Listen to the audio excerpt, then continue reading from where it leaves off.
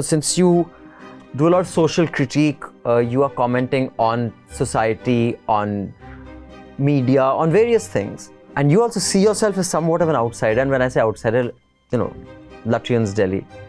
But I don't really see you as an outsider. Delhi was very, very welcoming. When I moved here as editor of Open, and then a few months later my book came out, everybody wanted to meet. Okay. Now then there was a funny problem. What they didn't realize was that I was not used to people even at that time. I was 36. My world had abandoned me in the sense that everybody is preoccupied with their lives, and when you're in your 20s and you're in Bombay and nobody knows you, you meet people only when you have a girlfriend. And when that relationship is over, you lose that tribe, okay, because everybody has to side with someone, and then you're alone again. If you've seen the worst side of people because of your circumstance, or if you know that... Is that the case with you? A bit of it, because I was broke in my late teens. I just know this whole thing about friendship is so fragile. But people were much better than what I thought of them. I only know it now. But at that time also in your book, you have said that people were really nice to you when you would go selling... People were always nice to me. Selling toys. Fun school, for fun school. Right. People were always nice. But that is not the same as thinking people are good and wanting to get to know more of them. Yeah, because you tend to have a view of the people by the people who mattered to you, who disappointed you.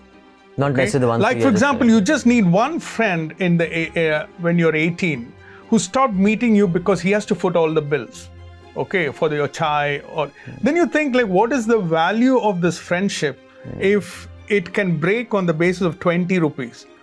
Because I always thought money was something which is very cheap. You can always get it. Even if I didn't have it, it was not something which ever scared me. So your personal, basically, dynamic with people at that impressionable age, you're saying, yes, made you cynical of people in general. And eventually, it just ensured that I didn't meet enough people. I was very comfortable in my room most of the time. So when suddenly the world wanted to reach out because you're an editor, you have a book, I was like, well, why?